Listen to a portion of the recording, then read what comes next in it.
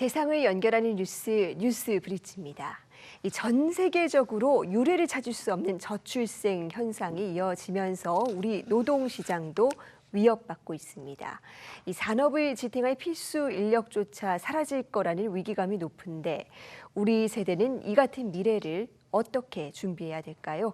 일할 사람이 사라진다의 저자, 이철희 서울대 경제학부 교수와 이 문제 고민해 보겠습니다. 교수님 어서 오세요. 네, 안녕하세요. 네, 이 저출생 때문에 우리나라가 이 지구에서 가장 먼저 사라지는 국가가 될 것이다라는 경고까지 나오는 상황입니다. 교수님, 이 인구 경제학자의 시각으로서 지금 상황 어떻게 보고 계십니까? 예, 통계청 추계에 따르면 우리나라 인구가 앞으로 50년 내에 30% 정도 줄 것으로 예상이 되고 있거든요. 이거는 뭐 OECD 국가 전체 중에서 가장 빠른 그런 감소 속도라고 할 수가 있겠고요. 14세기 중세 유럽의 흑사병 때도 한 이 정도 규모로 줄었기 때문에 굉장히 빠른 그러한 속도라고 할 수가 있겠습니다. 이런 그 변화가 한 100년, 200년에 걸쳐서 나타난다고 한다면은 우리 사회가 적응할 수가 있겠는데요. 빨리 나타난다고 한다면은 우리가 적응하는데 굉장히 큰 비용이 될 수가 있겠고요. 거기다가 규모뿐만 아니라 구조가 변하는 것도 굉장히 큰 문제입니다. 그러니까 인구 고령화가 굉장히 빠르게 진행이 돼서 지금 65세 이상 인구가 이제 곧 20%가 될 텐데 앞으로 한 50년 내로는 인구의 거의 절반 정도가 65세 이상 인구가 될 것으로 예상이 되고요. 출생아 수가 굉장히 빠르게 줄고 있습니다. 근데 우리 사회의 여러 가지 제도라든가 시스템이 매해 태어나는 그런 사람이 맞춰져 있기 때문에 이렇게 매년 태어나는 사람이 빠르게 줄면은 우리 사회 여러 제도라든가 시스템에 균열이 갈 것으로 그렇게 우려가 되고 있습니다. 네, 규모와 구조가 굉장히 빠르게 급변하고 있는데 그렇다면 지금 같은 출산율 추세가 이어진다면 우리나라 노동시장은 어떻게 변하게 될까요?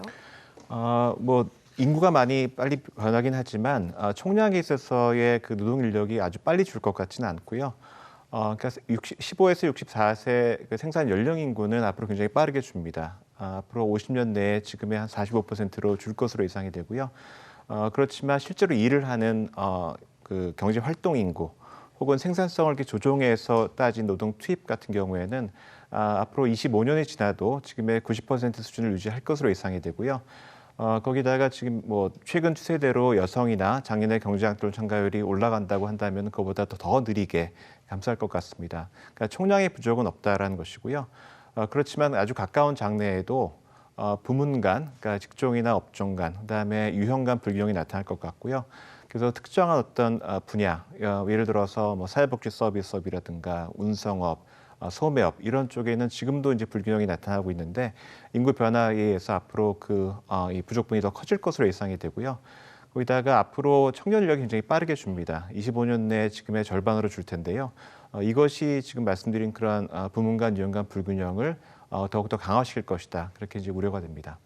네, 이런 노동력 문제를 해결하기 위해서 정년 퇴직 시기를 늦추자라는 주장도 나오고 있습니다. 네. 근데 뭐 이렇게 한다고 해서 뭐 청년 일자리를 완전히 흡수할 수는 없을 것인데 그렇다면 청년 일자리 문제에 있어서 실질적인 대책은 뭐라고 보십니까? 우선은 뭐 청년이 줄어들지만 청년을 전적으로 대체하기 어렵기 때문에 청년을 굉장히 효과적으로 잘 활용을 해야 됩니다. 그렇게 하려면은 우선은 뭐 교육부터 시작해서 이 청년을 노동시장에 필요로 한 인적 자본으로 잘 길러서 적재적소에 배치하는 그런 노력이 필요하고요. 그렇게 하기 위해서는 아무래도 교육도 훨씬 개방적으로 되고 유연하고 너그럽게 되어서 학생들이 자기 선호나 역량에 맞춰서 잘 배우고 나가서 그 세상이 원하는 그런 인재로 클 수 있게 그렇게 도우는 것이 필요하고요. 그래서 대학 교육도 좀 개방적으로 돼서 세상이 필요로 하는 그런 인재를 내보낼 수 있도록 돼야 될 것 같습니다. 노동시장의 이동성도 높아져야 되고요. 그다음에 두 번째로는 여성 인력을 좀 더 지금보다는 잘 활용을 해야 됩니다. 특히 30대 후반과 40대 초의 그 여성의 경력 단절이 굉장히 심한데요. 바로 그 분들이 줄어든 청년의 일자리를 잘 대체할 수 있는 그런 분들이기 때문에 이분들을 충분히 잘 활용하는 노력이 필요하고요. 그렇지만 지금 당장에 특정한 일을 하는 분이 부족해지게 되면은 내국인 인력으로 그걸 다 채우기 어렵습니다. 그렇기 때문에 그걸 잘 예상을 해서 적절한 유형의 적절한 규모의 외국인 인력을 도입하는 노력도 필요하고요. 네, 장기적으로는 결국 고령자들이 워낙 많이 늘고 한국 같은 경우에는 고령 인구가 앞으로 훨씬 더 과거에 비해서는 교육 수준도 높아지고 또 건강해지게 되거든요. 그러니까 그분들을 잘 활용할 수 있는 그런 사회 구조적인 변화가 필요하다 이렇게 말씀드리겠습니다. 네, 이런 문제들에 대한 통찰을 담아낸 신간을 또 최근에 발간하셨습니다. 네. 제목이 일할 사람이 사라진다라는 책인데 어떤 부분을 중점으로 다루고 있습니까? 예, 우선 뭐 인구가 변해서 여러 가지가 문제다 뭐 그런 얘기를 많이 하고 있는데 실제로 그 총론에 머물러 있고 구체적으로 어떤 문제인지를 잘 모르는 것 같습니다. 그래서 구체적인 그 데이터에 기초를 해서 우리 사회 어떤 분야에 어떤 그 종류의 문제가 어느 정도 크기로 나타날 것인지를 좀 전망하려고 노력을 했고요.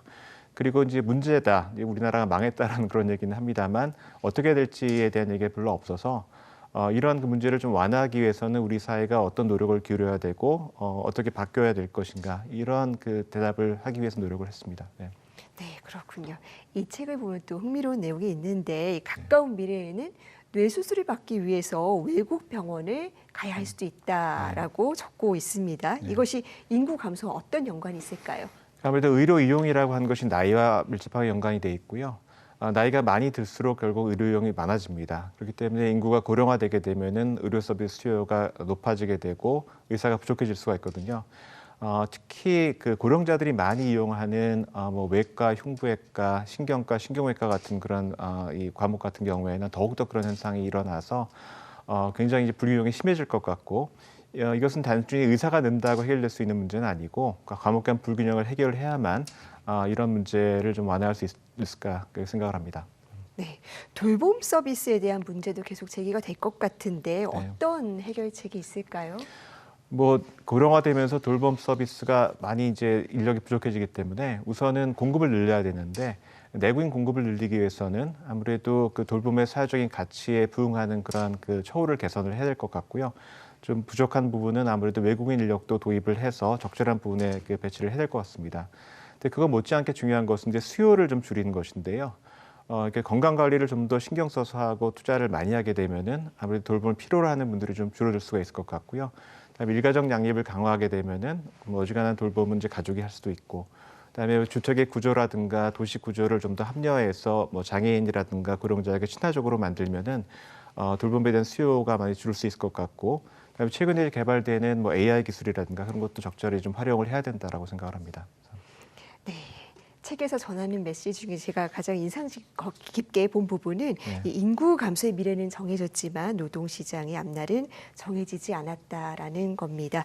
이 얼마나 유연하고 개방적인 일자리를 만드느냐에 따라서 노동시장의 미래도 어느 정도는 달라질 수 있겠다는 생각이 듭니다. 교수님 네. 오늘 말씀 여기까지 듣겠습니다. 고맙습니다. 네, 감사합니다.